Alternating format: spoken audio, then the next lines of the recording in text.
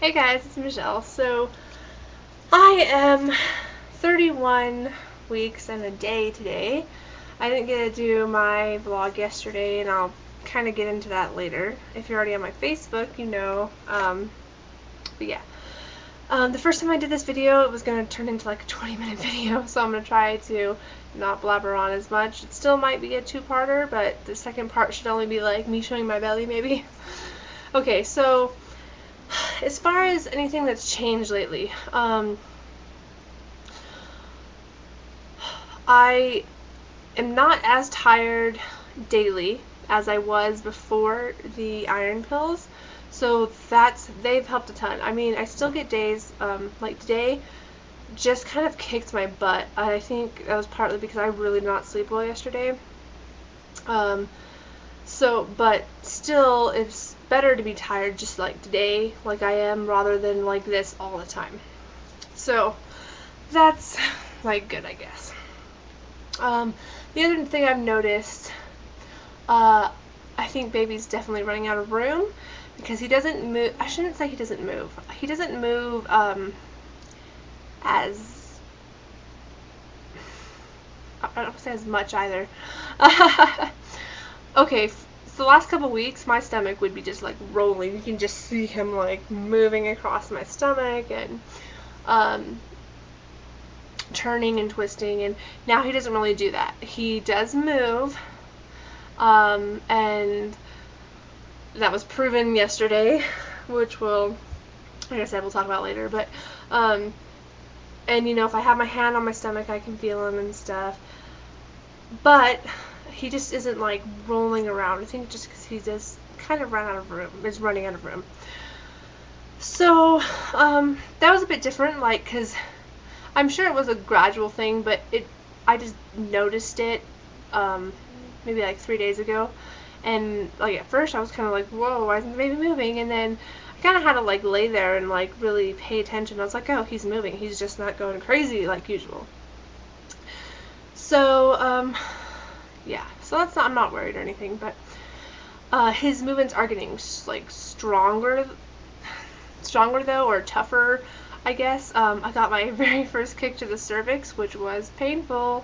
I've never ever had any kick or move that he's done that's been painful. And I always heard pregnant women being like, oh, it hurts so bad when they move, and I'm thinking they're crazy because if he gets up under my ribs, it's kind of uncomfortable, but even then it doesn't hurt.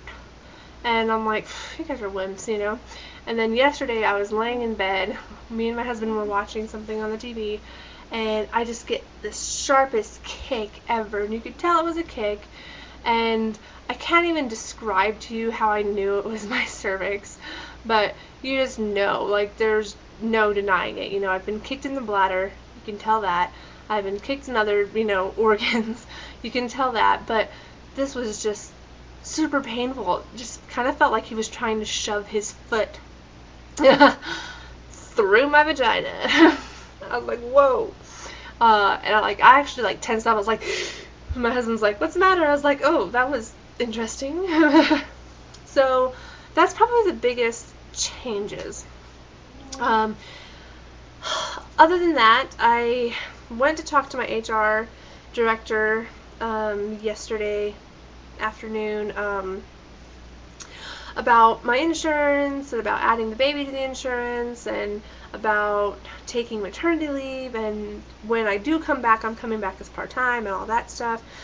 And I got it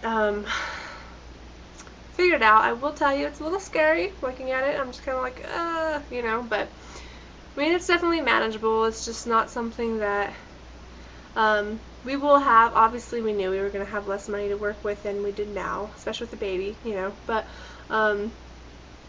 it really is just better for me to go part-time, not only because I want to be there for the baby, but we don't have anybody local that can watch him, you know, 8 hours a day, 5 days a week. And we could pay for daycare, but it would kind of even out pretty much to where if we were paying for daycare, I'd pretty much be paying for his daycare and maybe have 50 extra bucks. once it was all said and done at the end of my check, working, full time and having my insurance and everything taken out. So I'd prefer being home with the baby, making less money than being away from the baby 40 hours a week, being stressed all the time, and making like $50 more. So, So anyways, we decided I'm going to go to part-time. And I just kind of went down to ask how my benefits or my insurance would change. And as far as the coverage and stuff, it doesn't really change, but the premium that gets taken out of your check each week changes. And I knew that, but I didn't realize how much. And kind of freaked me out. I'll admit I was a little stressed. I'm still a little stressed, but trying not to, think about it. Currently, I have papers right here, so if you see me looking down, I'm reading off of them because I can't remember all this. I'm full-time. These are my current benefits, and this is the part-time benefits. Blah, blah, blah, blah, Okay, so, full-time, 40 hours a week, 80 hours a paycheck. The minimum to stay full-time is 32 hours per week or 64 hours per paycheck, so that's what I'm doing right now. I'm averaging about 64 hours. I don't get my full shift in. Since we're kind of a one-car family currently, I have to leave early so my husband can have the car. It's a whole big thing, but anyways, so I'm getting about 64 hours a paycheck right now. When I go to part-time, I'll be getting anywhere between 40 to I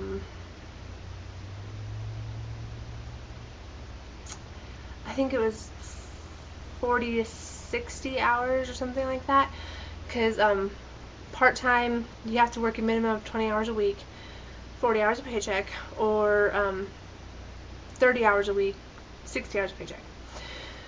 So yeah, it's kind of, or a little bit less. I think it's like 28 hours. I don't even know. Anyways, so obviously my paychecks will be dropping in how much I'm bringing home, but more is going to be taken out of it as well. So that kind of sucks a little. Like currently, I am getting taken out about $50 a paycheck for me to have insurance. I don't cover my husband, that's just myself. And that's for medical, dental, and vision. When I have the baby, I will only be covering me and the baby. I won't be covering my husband as well.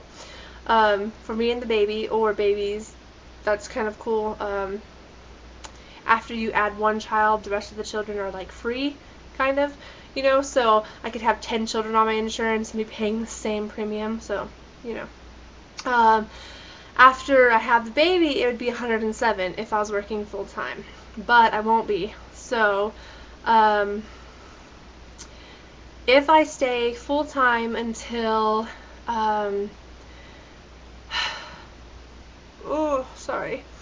if I stay full-time until my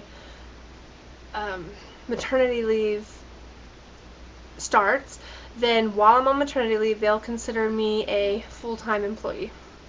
And so while I'm on those 3 months, I'll have to pay about $120 every 2 weeks, so that means baby can have insurance even while I'm on maternity leave. When I go back, I'll be going back as part-time, so it'll jump from $120 to about $180 dollars. So it's about $60 more, and obviously I'll be making less per paycheck, so it's a little stressful, but anyways, so figured that out. I got my maternity leave officially approved. I requested 12 weeks, which is the maximum I could take currently, because I hadn't been there a year. If I would have been there for like 3 more weeks, I would have got the extended maternity leave, which technically I could leave for like 6 months or something like that. But no, I only get the general maternity leave, and it's unpaid, and I get 3 months. So it started as, or it's starting October 19th, which is my due date, and it goes to January 11th. Now, obviously, I could take it earlier, take it later, depending if I go over or whatever. So they adjust it. I just tell them I am starting tomorrow, and they say okay, and they start counting my 12 weeks tomorrow, you know. So that's cool. And if I am at the 18th and I have no signs of going into labor, I can call them and be like, yeah, don't start counting me tomorrow because I'm still coming, you know. So anyways, got that all worked out. Did find out something, and I want to let you guys know about this because I wasn't really explained well, and I don't blame them. I don't really blame them for this, but I didn't research it and I wasn't explained it very well, so I didn't opt in for it. When I got hired, they asked me if I wanted to put in for short-term disability. You know, have like $14 taken out of my check each paycheck for short-term. And I was like, no, I'm not going to be disabled, you know. Turns out, if you're in the US, you can use that as pay while you're on maternity leave. And it pays, at least through my company, I'm not sure if it's like a nationwide thing, but like my company pays 60% of what you were averaging, you know. So if I was averaging like $800, I wasn't, but you know, a paycheck, then I'd get paid 60% of that for my maternity leave. And I didn't know that, so I didn't do it. And now it's, you know, too late. But when it comes time in November to re-up and change my plan around, I'll probably do it, because that means next time I get pregnant, or if something were to happen and I need to be home with the baby or something like that, I can put in for it and get paid at least some sort of money to be home with the baby, or, you know. So yeah, that was kind of cool. That's what I figured out yesterday. Now, that was yesterday afternoon. Yesterday around 3:30, my doctor's office called and they asked me if they could reschedule my appointment. My appointment was on Monday, so it was going to be a little bit before my 32-week mark, but it was my 32-week appointment. It was going to be on Monday, and they asked me if I could switch it to Wednesday, and I said, sure, you know, I don't really care. I might be a little perturbed if it was like my 40-week appointment, and they were like, oh, can I change you? But anyways, okay, so it's at like 13 minutes right now, so I'm going to switch over and do a part 2, and it should only take like 5 minutes, so